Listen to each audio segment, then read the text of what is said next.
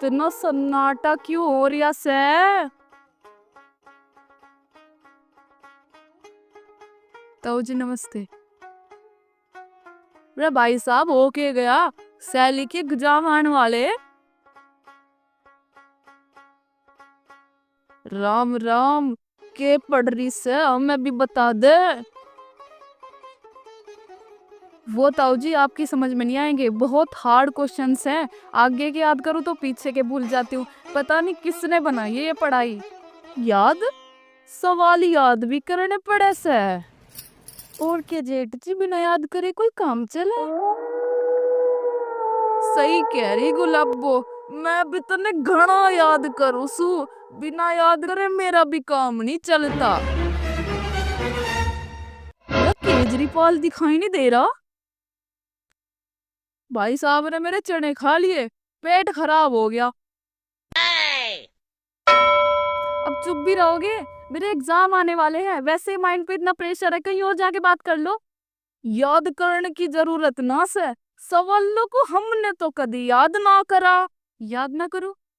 क्या कह रहे हो ताऊ जी? फिर तो मैं फेल हो जाऊंगी। घना बढ़िया तरीका से मेरे पास। बताओ ना ताऊ जी, ऐसा कौन सा तरीका है आपके पास जिससे मैं बिना याद करे पास हो जाऊंगी? ये बता भी दो, क्यों परेशान कर रही से?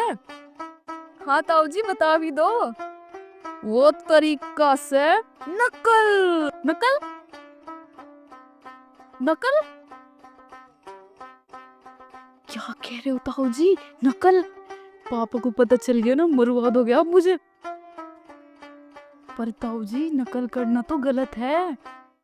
अरे कुछ गलत ना, कोई नहीं पूछता, सब नु पूछे पास हुए कि फेल। पर अगर नकल पकड़ी गई, अरे मैं किस लिए हूँ? मेरे पास ऐसे ऐसे तरीके कोई नहीं पकड़ सके। जना मन ने कितने पास करा दिए। नकल करने ते पास भी हो जाएगी ना यू। पास वो के वैसे टॉप टॉप करेगी टॉप। तो ताऊ जी जल्दी बताओ, इससे पहले पापा आ जाए। एक काम कर,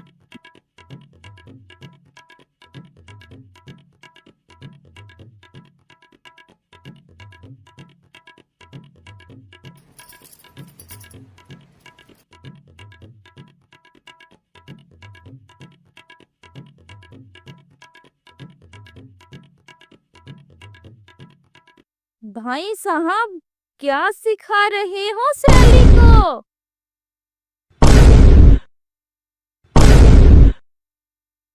कुछ नहीं पापा, पढ़ाई। पढ़ाई हमें मत सिखाओ, हमने दुनिया देखी है। भाई साहब आप शैली को नकल करना सिखा रहे हो। और केजरीवाल के फर्क पड़ गया। फर्क? आप जैसे लोग ही तो बच्चों का भविष्य खराब करते हो। के कह रहे हो भाई साहब? नकल करते भविष्य खराब हो जावे, पर कस है? बताओ ना सैली के पापा। मान लो किसी सवाल का उत्तर याद नहीं हो रहा, कठिन लग रहा है, और बच्चे ने उसकी नकल भी बना ली और वो पास भी हो गया। पर जब वो अगली परीक्षा की तैयारी करेगा, उसे आसान सवाल भी कठिन लगेंगे और वो याद नहीं करेगा, वो फिर नकल करने की सोचेगा।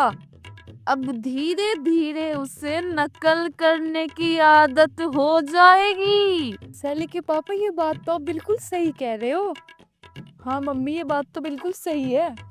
और नकल करता हुआ वो एक ना एक दिन पकड़ा जरूर जाएगा। फिर उसके साथ क्या होगा?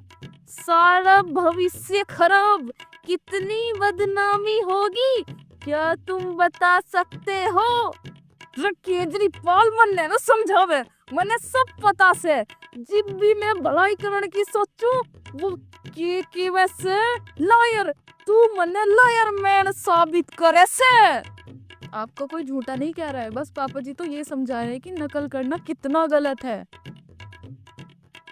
हाँ भाई साहब आपको तो सब उल्टा ही लगा है। और सुनो, शुरू में तो सभी सवाल कठिन लगते ही हैं, परंतु जब याद करना आरंभ करते हो तो सभी सवाल आसानी से याद हो जाते हैं और उसे तुम कभी नहीं भूलते और मस्तिष्क का भी निरंतर विकास होता रहता है। ये बात तो बिल्कुल सही कह रहे हो पापा जी। और वही मेहनती बच्चे आगे चलकर डीएम, एसडीएम, वैज्ञानिक और बड़े बड़े डॉक्टर बनते हैं, ये नकल करने वाले नहीं। देख ले सैली, तेरे पापा को कितनी जानकारी है। हाँ मम्मी, पापा को बहुत जानकारी है। और इसीलिए कल्याण सिंह की सरकार के कार्यकाल में 1992 में नकल अध्यादेश लागू हुआ, जिसमें लगभग 15% बच्चे 10वीं में और 30% बच्चे 12वीं में पास हुए। कई स्कूलों में तो सैली एक भी बच्चा पास नहीं हुआ था। मैं तो पहले ते ही कहूँ सू, यो सरकार बालका का भविष्य खराब कर रही से। भविष्य खराब कर रही? पर कैसा है? अरे तभी तो मुलायम सिंह यादव जी ने इसे खत्म करने की घोषणा करी थी।